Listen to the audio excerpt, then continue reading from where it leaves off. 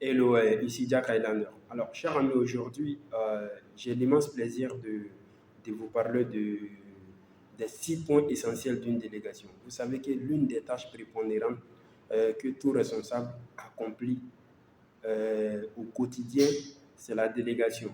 En tant que responsable, en tant que directeur, en tant que directeur adjoint, en tant que président ou représentant d'une marque, voilà, vous êtes appelé, chargé à toujours déléguer des personnes. Voyez-vous, d'où l'importance de savoir déléguer, d'où l'importance de la délégation. Comment monter une délégation? Maintenant, pour monter une délégation, il y a 6 points essentiels qui doivent figurer, voilà, dans toute délégation, dans toute bonne délégation. Voyez-vous? Alors maintenant, quels sont les 6 points essentiels d'une délégation? Premier point essentiel, c'est de confier, savoir confier la tâche. En confiant la tâche, qu'est-ce que vous devez faire en tant que responsable qui est chargé à déléguer des personnes? Vous devez savoir confier la tâche comment? En décrivant en détail le résultat que vous attendez. Lorsque vous déléguez une personne, confiez-lui bien sûr la tâche en décrivant en détail le résultat que vous attendez de pied ferme et préciser le délai que vous pouvez accorder à l'accomplissement de la mission. Premier point, savoir confier la tâche en décrivant le résultat que vous attendez et préciser bien sûr le délai que vous pouvez accorder à l'accomplissement de la mission. Là, c'est le premier point essentiel qui est important. Deuxième point, c'est exposer le contexte dans lequel vous déléguez la personne. Exposer le contexte dans lequel vous déléguez la personne. D'accord? Ça veut dire quoi? Ça veut dire expliquer à votre délégation, vous en tant que responsable, vous en tant que directeur, expliquer à votre délégué ou à votre délégation pourquoi cette tâche-là doit être accomplie, l'importance de la tâche, de la mission, le pourquoi de la mission, l'importance de la mission, bien sûr, le schéma global et les éventuelles complications qui pourront survenir pendant la réalisation de la mission. C'est ça, exposer le contexte.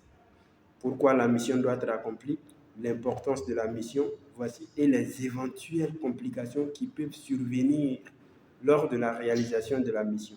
Là, c'est le deuxième point essentiel, cher ami.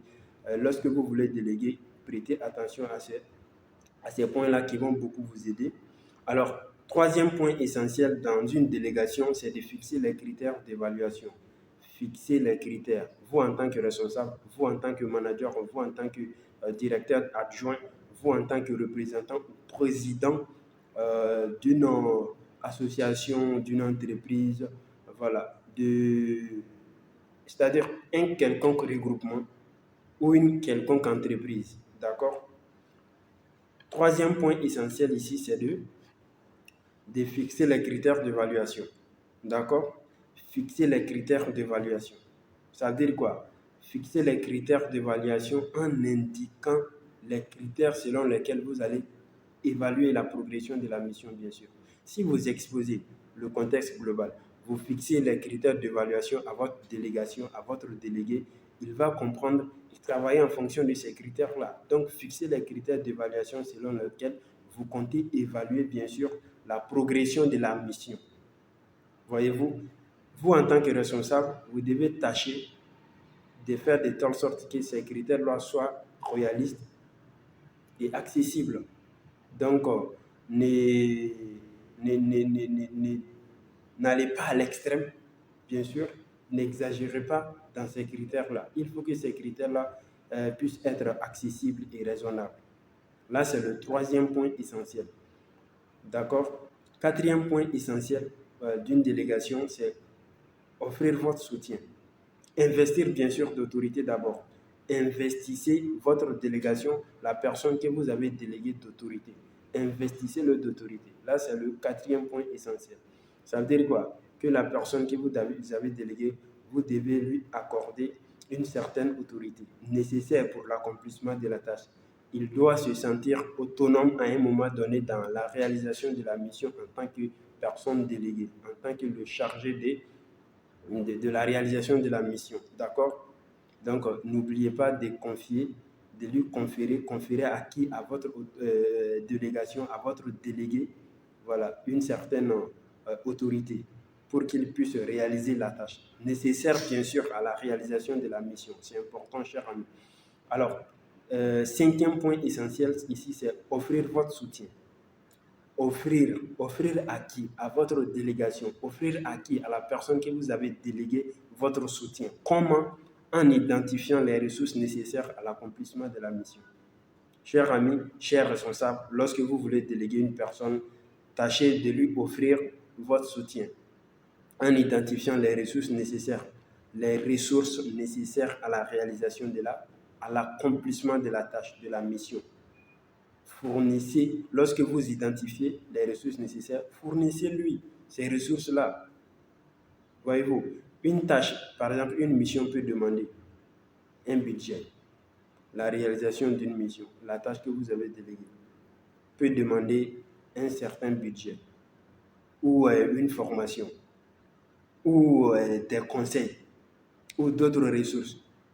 Au cas où la tâche que vous avez déléguée demande ces différentes ressources-là et que vous, en tant que responsable qui avez délégué la personne, vous êtes en mesure de lui fournir ces ressources-là, fournissez-les. Si vous pouvez conseiller votre délégation à tout moment. Si vous avez des formations, des possibilités de formation à offrir à la personne que vous avez déléguée, offrez-lui cette possibilité. Également, si vous avez le financement nécessaire à tout moment, fournissez-lui ces ressources-là.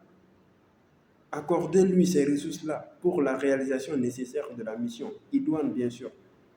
Maintenant, sixième point essentiel ici, cher ami, c'est obtenir un engagement. Obtenir un engagement de qui? De la personne que vous avez déléguée, de qui? Du groupement de personnes que vous avez bien sûr délégué. Obtenir un engagement, c'est vérifier que votre délégué, la personne que vous avez déléguée, a pleinement accepté sa mission. Voyez-vous, vérifiez que la personne que vous avez déléguée a pleinement accepté sa mission. En ce moment, vous qui êtes responsable, vous allez confirmer vos attentes avec lui et veiller à ce qu'il s'engage à les respecter, bien sûr. Ça veut dire quoi? Ça veut dire que lorsque vous voulez déléguer une personne, tâchez d'obtenir un engagement de la part de votre délégation, de la part de la personne que vous avez déléguée, en vérifiant que votre délégué a pleinement accepté sa mission. D'accord? De ce fait, confirmez vos attentes avec lui et veillez à ce que ces engagements soient respectés et qu'il les comprenne dans la réalisation, dans l'accomplissement de la mission, cher ami. Là, c'était les 6 points essentiels, voilà, d'une délégation. D'accord? Maintenant, quelles sont les tâches à déléguer? Quelles sont les tâches à ne pas déléguer? Vous êtes d'accord avec moi, cher ami, que toute tâche n'est pas à déléguer? Il y a certaines tâches qu'on peut déléguer, également d'autres qu'on ne saurait les déléguer. Alors, les tâches à déléguer, cher ami, lorsque vous êtes responsable, lorsque vous êtes leader d'un groupement, d'une association, d'une entreprise, alors voici les tâches que vous pouvez déléguer. Le travail de détail, c'est-à-dire quoi? Un travail qui se fait sur plusieurs points, un travail éparpillé, qui demande plusieurs paramètres, je pense, entre en ligne de compte. Là, c'est le genre de travail qu'on peut déléguer. Le travail en détail. Ça peut être aussi un travail qui se fait en plusieurs temps. D'accord? Maintenant, le recueil d'informations qu'on appelle également la collecte d'informations. Là, c'est le genre de travail qu'on peut déléguer également. Le recueil d'informations, la collecte d'informations, la recherche d'informations. Là, c'est le genre de travail qu'on peut déléguer. Également, les tâches répétitives, les tâches routinières. C'est le genre de travail également qu'on peut déléguer. D'accord? Les tâches répétitives. Si vous êtes responsable, voici les tâches que vous pouvez à tout moment déléguer de façon délibérée. D'accord? Maintenant, la représentation. La représentation, représenter votre entreprise quelque part, ou votre association, ou votre marque, ou votre produit ou service. Voyez-vous? Donc là, c'est également quelque chose que vous pouvez toujours déléguer, la représentation. Voyez-vous?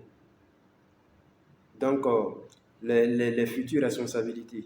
Les futures responsabilités qui sont similaires à toutes les tâches que je viens d'énumérer sont des tâches que vous pouvez déléguer en tant que leader, en tant que manager, en tant que responsable d'une association, d'une entreprise ou d'un quelconque service. D'accord? Maintenant, chers amis, voici les tâches à ne pas déléguer.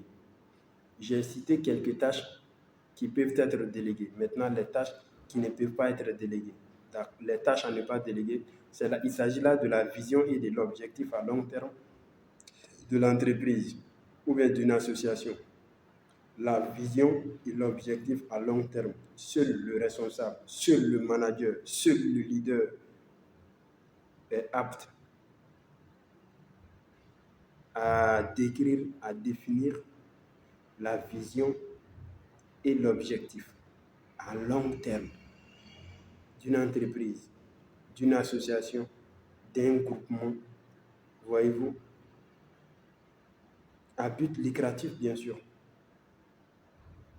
Donc là, c'est une tâche qui n'est pas à déléguer.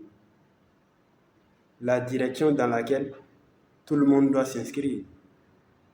La vision, l'objectif, la direction dans laquelle tout le monde doit s'inscrire. Là, cette responsabilité-là incombe au premier responsable, c'est-à-dire au manager ou bien au leader ou au directeur. Voyez-vous. Maintenant, l'évaluation des performances également. Là, c'est une tâche qui n'est pas à déléguer. L'évaluation des performances, la discipline et le conseil. Lorsqu'il y a un conseil de discipline, lorsqu'il y a une discipline à apprendre, ou à ramener une personne à la discipline, ou évaluer les performances des collaborateurs, cette tâche-là n'est pas à déléguer. C'est-à-dire quoi, que c'est le manager seul qui est apte, habilité à faire cette tâche-là, à faire ce travail-là, ou le responsable. Ça peut être il peut être un directeur ou autre personne. Vous me comprenez bien sûr, chers amis. Voici la tâche suivante qui ne peut pas être déléguée. Là, c'est les tâches délicates comme la prise de certaines décisions avec les conséquences qui en découlent. La prise de certaines décisions avec les conséquences qui en découlent. La prise de décision également de certaines décisions ne peut pas être déléguée. Là, c'est le rôle du responsable. D'accord? Il est unique à faire cela, avec les conséquences bien sûr qui en découlent. Également les missions personnelles. Quelles peuvent être ces missions personnelles-là? Celles du patron, celles du boss. Le manager également a un boss. Donc du coup, là, ce sont des missions personnelles que le manager seul est habilité, apte à réaliser. La confidentialité, on dirait les secrets professionnels, également, ou les circonstances particulières. Seul le manager, le leader, le responsable a accès à ces informations-là, à ces confidentialités-là. Donc, il ne peut pas se permettre de déléguer des personnes relevant de ce domaine. Voyez-vous?